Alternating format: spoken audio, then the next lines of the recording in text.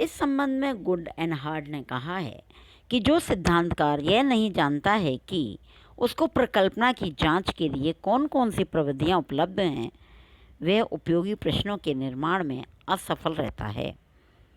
स्पष्ट है ना?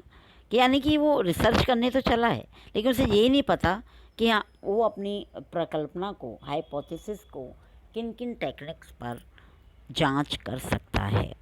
तो वो क्या है, उसके जो अध्ययन है वो क्या हो जाता है, बेकार या असफल हो जाता है। नेक्स्ट है सिद्धांत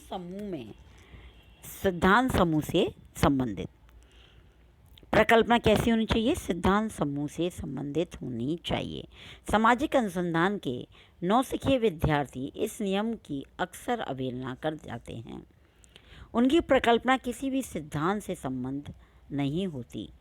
सामान्यतः ये ऐसे विषय का चयन करते हैं जो उन्हें रुचिकर और आकर्षक प्रतीत होता है। वे इस बात का भी ध्यान नहीं रखते हैं कि उनका अनुसंधान कार्य से पूर्व प्रचलित किसी सिद्धांत को गलत प्रमाणित करने अथवा उसकी पुष्टि करने या उसके संशोधन करने में सहायक होगा या नहीं। वे क्या लिखते हैं? एक विज्ञान तभी संबंधी बन सकता है, एक विज्ञान तभी संचयी बन सकता है यदि वह उपलब्ध तथ्यों का सिद्धांत समूह पर पूर्णतः लागू होता है। यदि प्रत्येक अध्ययन एक पृथक सर्वेक्षण के रूप में होगा तो विज्ञान का विकास नहीं हो सकता। कहने का तात्पर्य है कि प्रकल्पनाएं और सिद्धांत एक दूसरे पर क्या होती हैं, निर्भर होती हैं। इसलिए उनको क्या किया जाना चाहिए, प्रकल्पनाओं का निर्माण सिद्धांतों के संदर्भ में ही किया जाना चाहिए। नेक्स्ट है सरलता। एक जो और सबसे बड़ी विशेषता है हाइपोथेसिस की, वो है सरलता। सरल होनी चाहिए प्रकल्पना। कैसी हो? सरल हो। सरलता का गुण होना चाहिए। इसका तात्पर्य है कि उसमें अनावश्यक रूप से अधिक कारकों को स्थान नहीं दिया जाना चाहिए। ऐसी स्थिति में प्रकल्पना जटिल और परीक्षण के अयोग्य हो जाती है। इसके लिए संदर्भ में श्रीमती पेवी यंग ने कहा है, अनुसंधानकर्ता अपनी समस्या से पूरी तरह परिचित है एवं सूझबूझ रखता है, वह प्रकल्पना का निर्माण आसानी से कर सकता है। उन्होंने आगे लिखा, सरलता एक तेज धार वाला यंत्र है। क्या है सरलता? एक तेज धार वाला यंत्र है जो व्यर्थ की प्रकल्पनाओं का तथा विवेचनाओं को काट भी सकता है। अतः इसे विलियम ओकम का उस्तरा कहा गया है।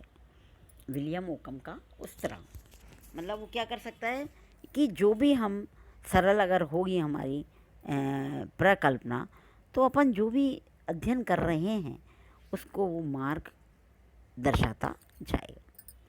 अब आता है प्रकल्पना के प्रकार। कई प्रकार की प्रकल्पनाएं होती हैं जिनके आधार पर हम अध्ययन करते हैं और हमारा अध्ययन किसी न किसी प्रकार की हाइपोथेसिस पर निर्भर रहता है। समाजशास्त्र में, समाज विज्ञानों में अनेक प्रकार की प्रकल्पनाओं का प्रचलन है। सामाजिक तथ्यों, घटनाओं और समस्याओं की प्रकृति, अनुसंधान के उद्देश्य एवं तथ्यों के प्रकार के आधार पर प्रकल्पनाएं भी कई प्रकार की हो सकती हैं। विभिन्न विद्वानों ने विभिन्न प्रकार की प्रकल्पनाओं का उल्लेख किया है। जैसे नंबर 1, गुड एंड हार्ड ने 3 प्रकार की उपकल्पनाएं का उल्लेख किया है। पहला, अनुभवात्मक समानताओं से संबंधित, दूसरा जटिल आदर्श प्ररूपों से संबंधित और तीसरा है विश्लेषणात्मक चरों से संबंधित। पहला है हमारा अनुभवात्मक समानताओं से संबंधित। मतलब कुछ जो हमारी उपकल्पनाएं होती हैं वो सामान्य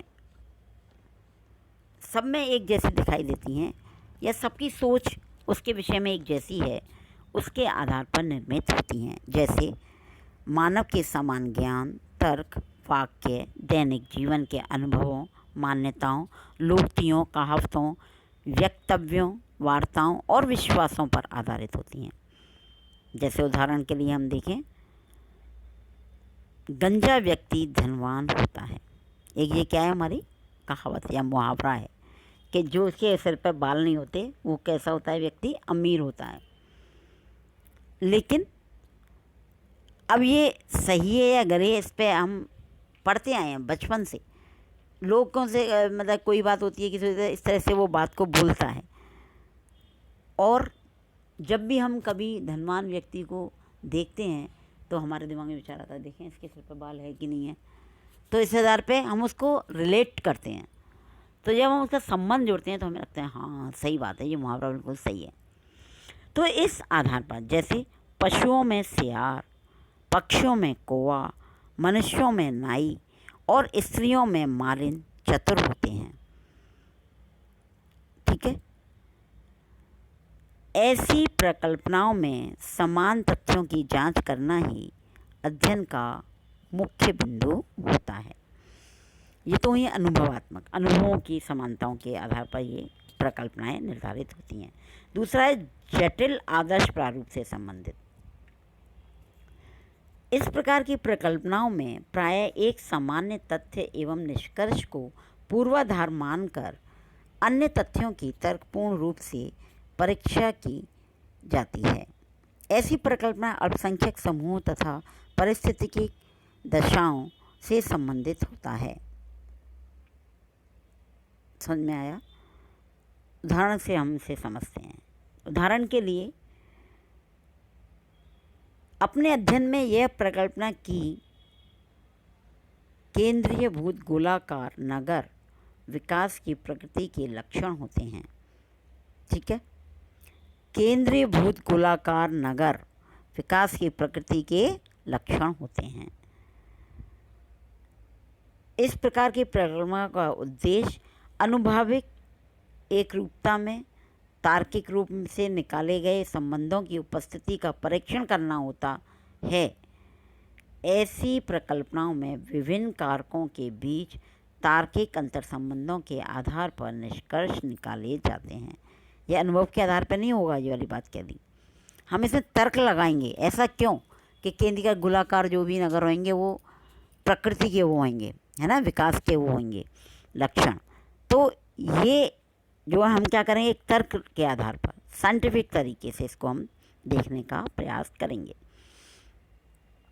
इसलिए इन्हें संबंधात्मक प्रकल्पनाएं भी कहते हैं।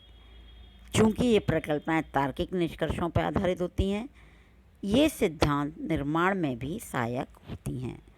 दुर्खीम ने अपनी प्रसिद्ध कृति आत्महत्या में निम्न संबंधात्मक प्रकल्पनाओं